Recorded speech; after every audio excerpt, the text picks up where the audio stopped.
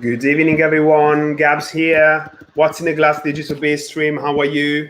Sorry for the slight delay. It's my issue. I'm a last-minute guy. I tend to leave, things pretty much at the last minute. But sometimes it works. Sometimes it's okay. You need to adapt. Let's say. So, welcome. What's in the Glass Digital Beer Stream? One more time. If you never met me before, my name is Gabs. I'm trying to be the best beer guy and the best beer communicator I can. I started to do live streams, and I started with this experience, What's in the Glass, back in, I would say, May 2020.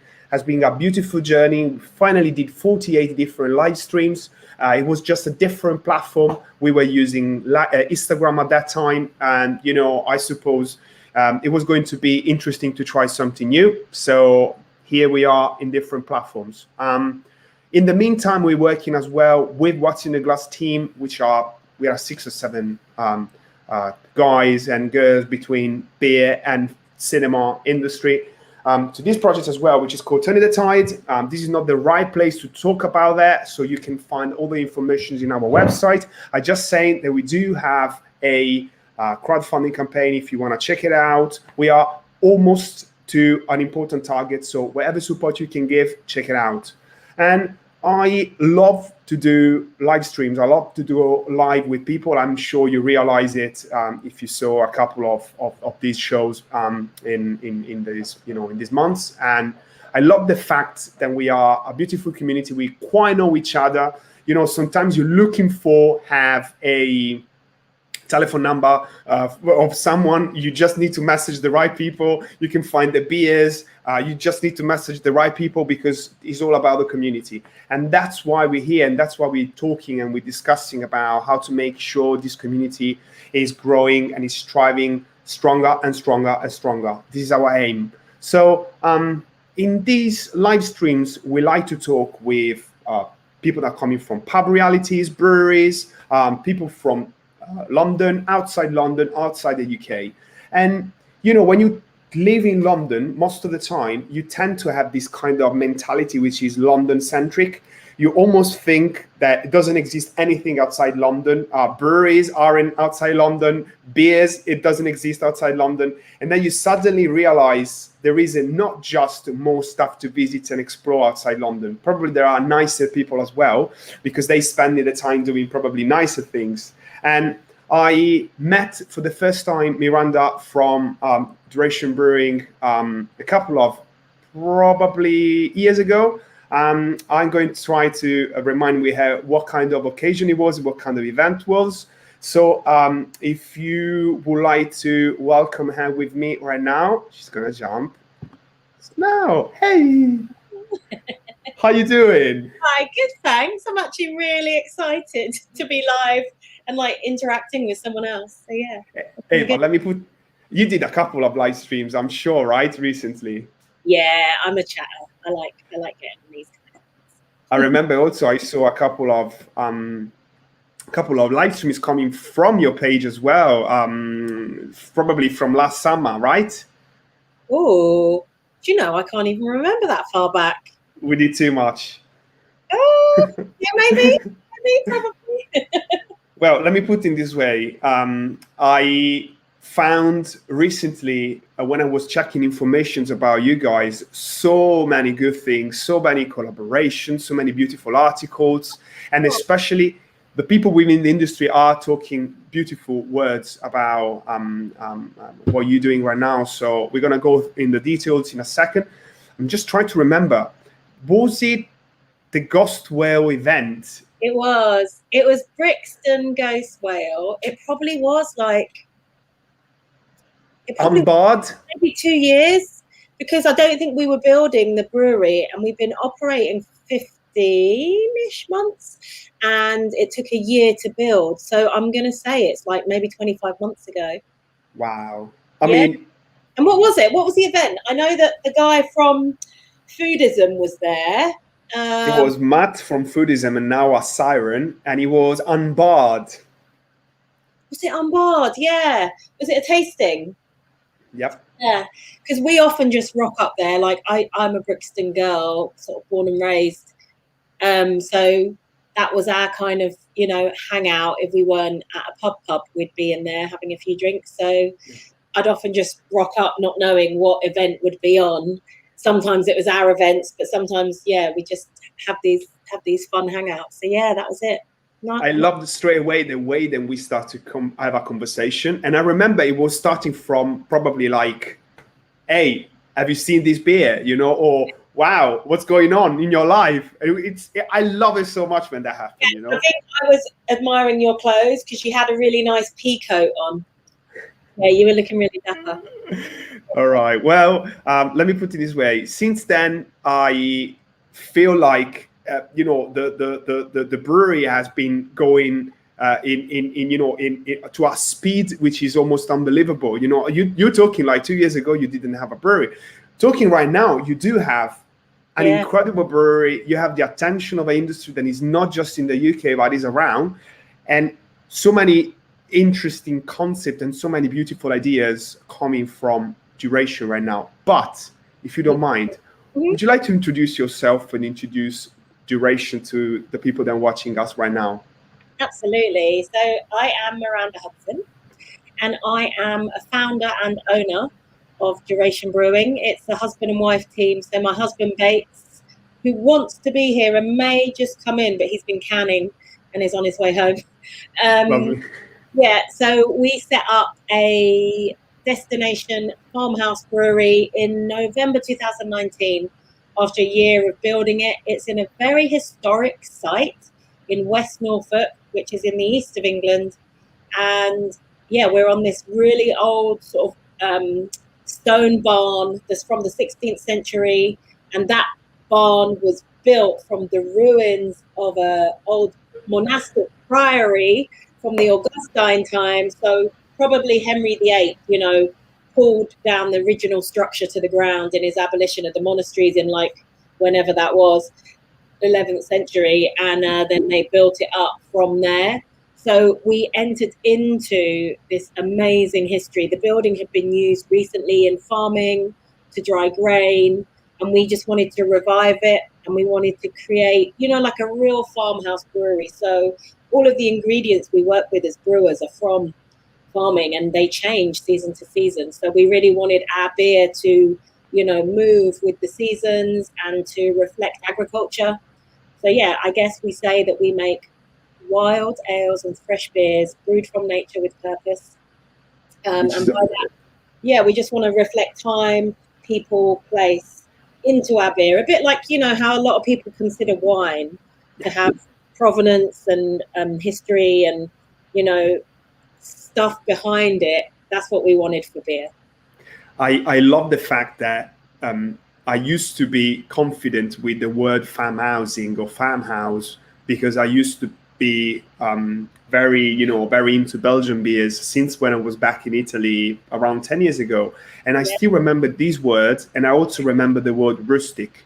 And these are two words which for a fair long time, the people were almost scared in a way, especially into craft beer, to associate to the beers that they were producing, because this obsession of perfection, this obsession of having a perfect brewery, which is making the beers taste super clean and whatever. I mean, you know, I'm now trying to find beers that give me emotions instead of perfect techniques in these days, right? Yeah, I mean, I think like Anthony Bourdain sums it up really well. I can't paraphrase him, but he sort of said that food is messy, it's ugly, it's decay, you know, and fermentation and putting things over hot coals, you know, and all of those molecular changes that happen when compounds and things break food down is what creates deliciousness. So, you know, the letting wild yeast rule your brew house doesn't mean you don't follow strict techniques. You almost have to follow stricter techniques because you're working with a wilder sort of creature. But I mean, we do make fresh beers. We do make very clean, you know, like Bates trained under a German brewer. So he loves a Pilsner, which is a technically hard beer to make. He also, you know, started brewing in the early 2000s and you know, he's from America, and in America at that time, you know, the IPA that they were doing was now what we call a West Coast IPA. So we do a lot of West Coast, we do a lot of Pilsners. You know, Turtles, our flagship, is a sort of Talking about West Coast. Yeah, West Coast. There you go. That's a lovely collaboration. But it's really nice to hear you say that, you know, we're nicely regarded and things, because as a new brewery, we've just been like nose to the grind, working our socks off. And because of COVID, you know, we've been like changing things around a lot. So we actually haven't really sort of looked up to see us how others see us. We've just been busy, you know, saying yes to everything and trying to put ourselves out there. So to hear it's actually getting across, that's really good. There are, you know, when you're looking for informations out there, especially if you're a contemporary brewery and you're working with contemporary media or contemporary, you know, channels, to go out there making sure that your message is going as far as possible. It's incredible to see, you know, the actual, you know, good magazines and good websites concentrating so much to try to understand the magic that you're making, where it's coming from, what is the area. I think adding different concepts to the just making beer art is what it came when Duration, you know, was born. You have an American, I think he's a Southern American. Deep South, yeah. There we go. There we go. So you have this character, you have your personality, which is bubbling. We mentioned before, you're a Brixton girl, so you do have so much energy as well. And then you decide to go in a specific geographical place, which is not exactly, you know, your average London brewery, especially for a London public. It's almost like far and away, you know, like we wanted to put our flag in the sand of somewhere where craft beer hadn't got to yet. So, I mean, people love beer. Like Norfolk used to be the most popular region for beer drinking outside of London, like if you go back 150 odd years. So people love ale. You know, they actually just say it's beer or ale, meaning, I guess, lager or ale. Yeah. But yeah, we definitely, I think there's a lot to latch on to with our brewery. You know, like there's two characters. I mean, Bates is a lot more, how would I describe him? I guess I can say it because I'm his wife, but he's quite sullen, I'd say. You know, like he's a still rivers kind of deep waters person. He thinks a lot, but he doesn't feel the need to like share it. Whereas I'm a very exuberant, outward kind of person. I get a lot of my energy from things like this. But in the same way, you're working perfectly, because when you have this balance, then you can, in a way, cover, but you can smash, better say, every sides of what a contemporary brewery should approach the outside world. And I remember Lily White, when she was going to write the article about. We've been so lucky with press, like really thankful to everyone. She was excited. She was like, I'm going to go to see a brewery which is in the incredible area, and I'm sure it's going to be so, you know, rewarding. And every single time you will have a beer from you guys, whoever has been in your area, whoever has been in your brewery, in the place where you are, is almost going to, you know, remind all of these colors and you know, aromas and maybe like the butterflies, or I can't even think about how beautiful it looks like. How beautiful it looks like there. It looks really beautiful. I mean, that's a great thing, isn't it? If you pick a site that in itself is romantic, and when we talked about like Duration as a company, I was like, I really want it to play into, well, a sense of tourism and, you know, being away and re-enchanted and in nature and all of these beautiful feelings you get when you're not in your day-to-day. Yeah. And also, you know, to be just very romantic. Like, so there's literally like horses in a paddock right outside, and then there's ruins outside, there's a river, there's forests. We're part of a rewilding scheme where farmers are actually deciding to give back land to nature. So instead of keep putting harvest and sowing and growing and putting cattle on the land. They're just leaving it to see what happens. So little oak forests are beginning to come up, and they've actually reintroduced like wild ponies and wild cattle that is not going to be for food, just to sort of trench the land, like churn the soil. So it is like, you know, some utopian place that you can sort of make it feel as romantic as you like, you know. So I really love that, because it just means that the beer, you know, whenever you're on holiday, everything tastes nicer, right? So that's the hope. No, the beer's great too. Let me put it this way. I'm just having your collaboration with Double Barred Happiness Rooms runs, and I do have bitterness, and it's a 3.5%, and it's so juicy, and it's so lovely, and it's so easy to drink. I love it. You. Yeah, we had Mike and Lucy from Double Barreled come up just before Christmas, and then we also had Nick from Simply Hops come along. Simply Hops approached us actually and said this is like a new hop variety that they've got from Australia called Eclipse. It's bursting with, you know, zesty orange peel and kind of like a pop of grapefruit, and it's just really, really lovely. And so we previously had made a very light beer with Mike and Lucy when they hosted us. So for the return, we said, let's do another kind of table beer. But yeah, we wanted it to have like a nice little bit of resin, a nice finishing bitter, but just have that perfect balance. So this actually, the hop is, you know, what we were supposed to be showcasing in here, Eclipse hops, but it is, it's only like, I think it was like 4 grams per litre or something. Right. It wasn't that high a hop dose. I think because it's a low alcohol, you don't want the hops to dominate. So yeah, we layered up the malt bill in this as well, and put like a few oats in there for a little bit more mouthfeel. And I think it's Golden Promise, the malt as well in there. But yeah, it was I found hoppy beers, contemporary hoppy beers made by breweries which aren't just concentrate on making hoppy beers in that specific way, being so much more interesting and so much more gastronomic in the same way. Like I'm having this, and now I'm thinking as well, it's not happening that often with hoppy beers for me to click with the food side and the table. But right now I'm having this and I'm like, all right, okay, so orange, you say it's zest, all right, what am I going to do tonight? You know, it's just very, it's good.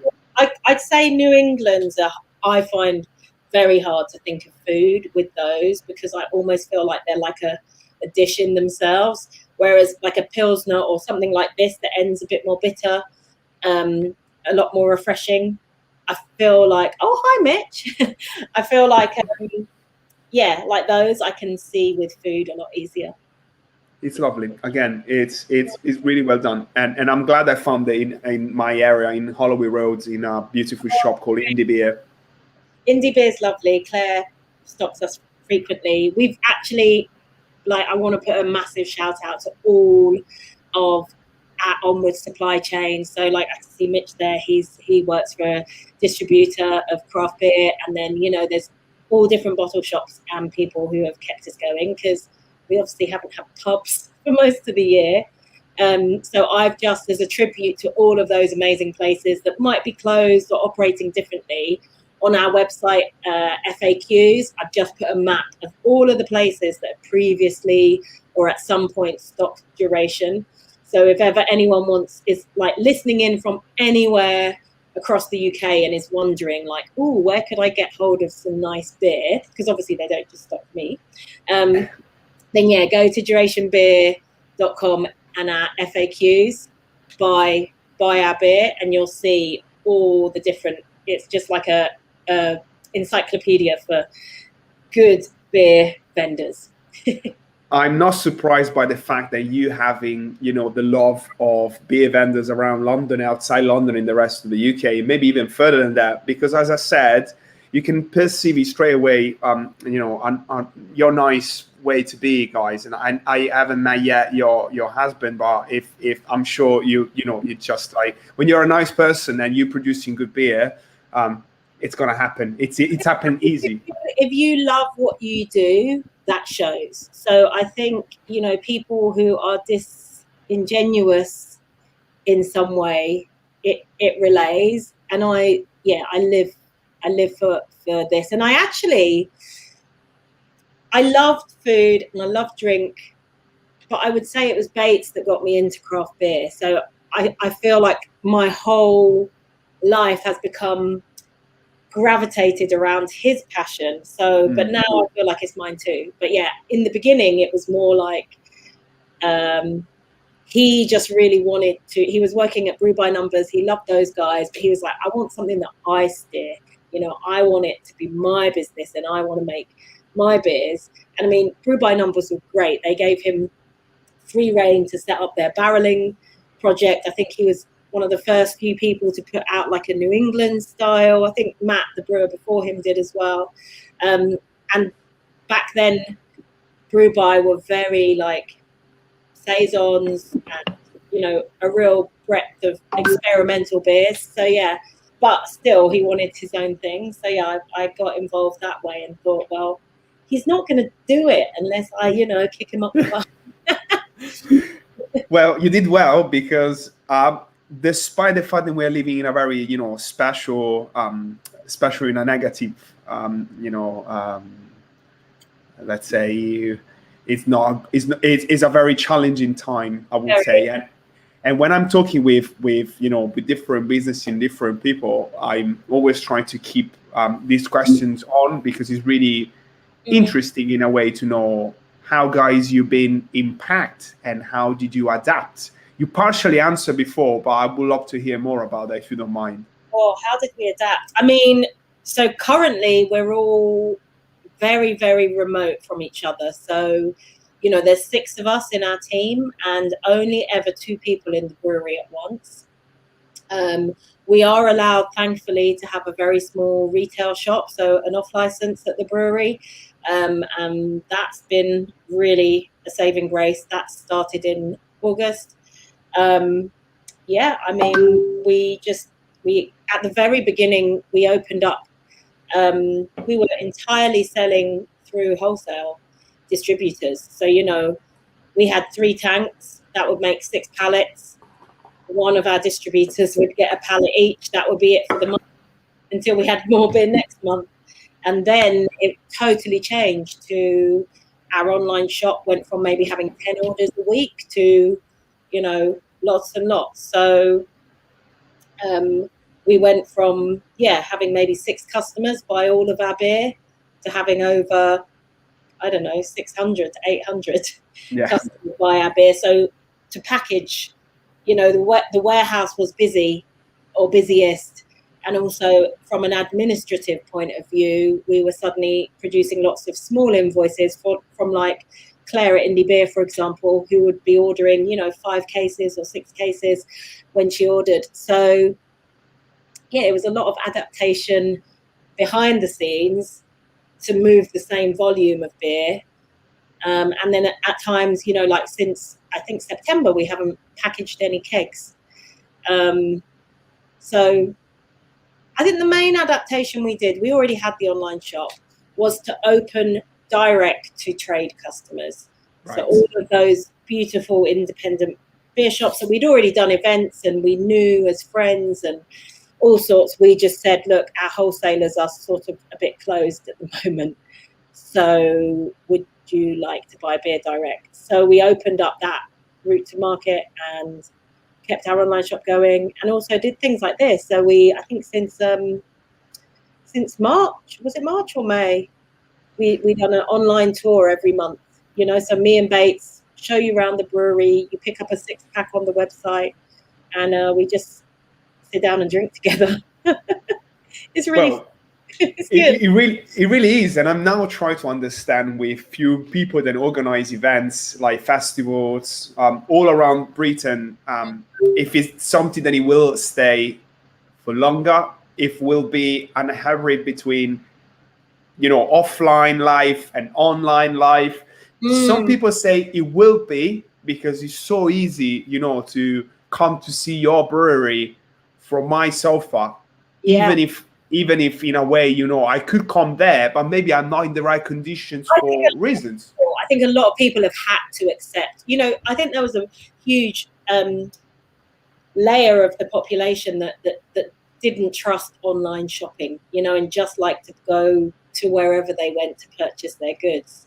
And now I think everyone's discovered it. And sadly, that's probably played to Amazon's hands a bit too much. But, you know, I think that, yeah, you're right. I think it is lovely to do things in real life and in person, but equally, I think you can't put it back in the box once it's come out. So I think there will be a natural drop off where people will just want to go out and hug people and see people and, you know, breathe and celebrate. Yeah, see the smell and the realness of it all. But then I think also, especially like, you know, if you're some people have reasons they can't travel or you know, have anxiety around being in big groups. So if you're safe behind a chat box, getting to be up close and personal with things you're interested in, then why wouldn't you keep doing it? I would. Well, think about Brewers Congress. Now could be, you know, worldwide. You could communicate and discuss the future. Some side of the brewery industry, some side of it could be discussed remotely from people all around the world. So definitely it's going to be very, very interesting. And yeah, did you make plans? You'd have to make side rooms for the networking that happens, you know, because I love Brewers Congress. I've been twice, and I love it that, like, last time Yvonne Debates was like right next to me, and I was like, I'm gonna speak to him. I'm gonna speak to him. Lovely. I went up and I was like, hi. Oh man. And along all of this period of time, have you managed to do some plans? And if you did, that means that you have some vision for the future as well. Whatever you have to say about this, I'm so curious. Okay, so what future plans? Well, you know, because if you try to make some plans, that means you do have some vision for the future as well, or maybe some, you know, ideas about. Yeah, I mean, I'm definitely like I get bored really quickly, so I always have to have something I'm working on. So because this period has been it's forced us all to be very short-sighted, to think about what we can do in the here and now, and that I found really frustrating. So I've had to imagine, you know, what I want to do when the lights come back on, when life is back to normal, you know, whatever that is. So I've designed this alfresco dining experience at the brewery, and that's been keeping me going. And it's like a halfway measure before we do our proper tap room. But yeah, I've like designed it down to, like, you know, the color of the scaffolding board and why I'm going to use a scaffolding rig, because it can make little booths so that you can be outside but safely a meter apart from everyone, but Nice. Still interactive. And then because it's a rig, you could maybe hang plants so it could feel like outside inside. And then I was thinking of how to make it like weatherproof. And then I was thinking of, you know, if we're allowed standing room, because there's something really nice about being at a bar and just, I'm always this person, the person that just strikes up a conversation because you just want to find out about people. You're curious. So I want to put like 10 barrels around the outside so people can do standing room and you can mingle a little bit, but I don't know if that's going to be allowed. And then I planned it so we can have QR codes so that, you know, if we have to do table service, that as a customer you get a nice experience where your menu and everything is, you know, through your phone. Yeah, so that was my imagining. Bates has more been imagining, you know, how he's going to go off the deep end with beer. So he's been trying like beers using spores and like koji, which is often used in, like, say, Japanese cuisine. Yeah, so I don't know, what else have we done? I do have a tip for you, because most of the time where I'm traveling, especially if I go back to Italy or even Spain and you know, Belgium, we did quite a lot. I always miss the possibility to sleep or find hospitality next to the destination I'm going to. And this is really important for us because we are in the middle of nowhere. That's what I'm saying. Because if we could create the perfect occasion for beer people, curious people, friends, family, whatever, to being able to get the best out what duration and where duration is, that'd be lovely. Sign me on. So once again on my FAQs, I've got an answer for this. There are, because Norfolk is a really popular UK destination. So lots of people have second homes here. You know, the Queen has a second home here.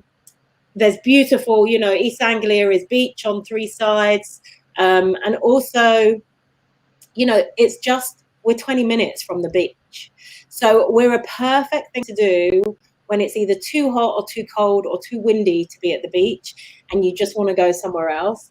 And I don't even need to worry about accommodation because, like, right here in my village, there's this beautiful, sleeps 50 people with tennis courts and swimming pools and all converted pig sheds and cow sties. And I said that the wrong way around.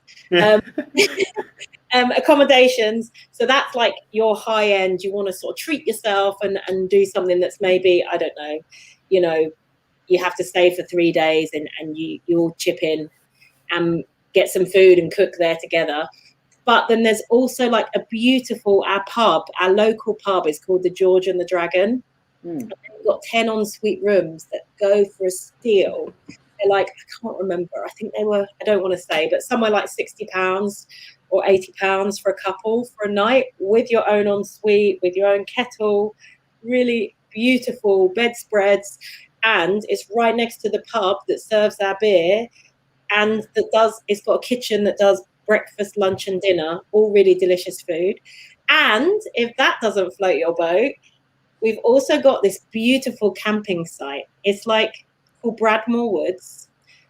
Tasha will be like, Miranda, why are you telling them about that? That's what the crafty beer girls have dibs that one. We're all going to come and hang out and do that.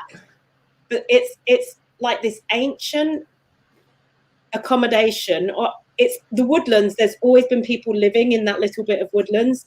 And what the guys who've set it up have done is essentially a glamping site, but they have been really creative. So you've got silos, upturned boats, and these cool little A-frame structures. They've all got little wood burners in. There's a big like common area with a pizza oven and a kitchen. And then there's a shower block that's so cool. Like it's all made out of recycled doors. And it's just this very creative, very romantic, re-enchanted kind of fairy woodland. And they rent it out as a whole. So it's always just a big group coming. So we wanted to use it for our festival. And they also do eco festivals. So there's the fairy festival, and they have this one where they have like a kids play area, and they call it like a actual arcade instead of a virtual arcade. So you can play Pac-Man and all of these games, but like on the real floor. So like adults come, they probably had they're a little intoxicated, let's say, and then they're playing with the kids, and it's just magic. So yeah, that's Bradmore Woods. I think we do have already some people that sign in. You know, I mean, that is, you see. It's so much fun. It's so much fun. They have this one festival called Folk in a Field, and their sort of strap line is real folk, real field, real ale.